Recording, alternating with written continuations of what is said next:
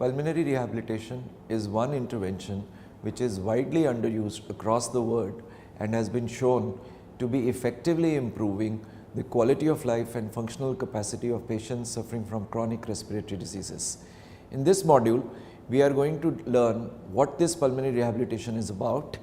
what are the basics and the processes which are involved in it, what is the organization and components of the rehabilitation program, indications, contraindications and settings in which it can be delivered, how to give the exercise training in this program, and duration, sessions, intensity and interval of giving exercises in the patients of rehabilitation. And of course, the program in the end would discuss what are the outcome assessments and the follow-up visits of the patient who has done successfully a complete rehabilitation program. History of pulmonary rehabilitation dates back to 1950s till the time when it was considered that giving rest to the patients with chronic respiratory diseases is doing rather more harm than doing good for them. In 1960s, Petty was the first one who had a comprehensive care program for patients with chronic airway obstruction, whereby from the rest to the activity was the motto of improving the patient's overall health status.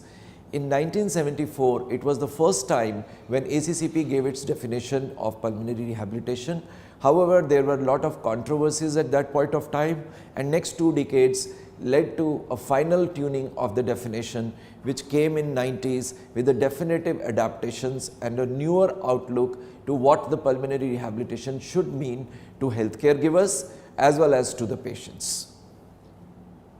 Today, we define pulmonary rehabilitation as a comprehensive intervention. The most important step to understand is that it is not only the exercise training of the patients. Exercise no doubtly produces the most important component of this rehabilitation, but it is based on a thorough assessment of the patient at the beginning of the program, and then the patient is followed by giving tailored therapies, thereby to improve the patient's education and a behavioral change.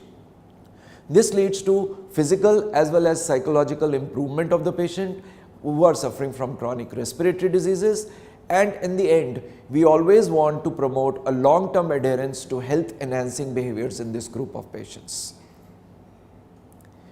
The concept of rehabilitation comes from rest to activity. That is, the patients who are suffering from chronic respiratory diseases, whereby they would like to take more rest because any amount of activity produces breathlessness, and this breathlessness produces deconditioning of the peripheral muscles as well as more disability, which leads to more rest in this group of patients. So in fact,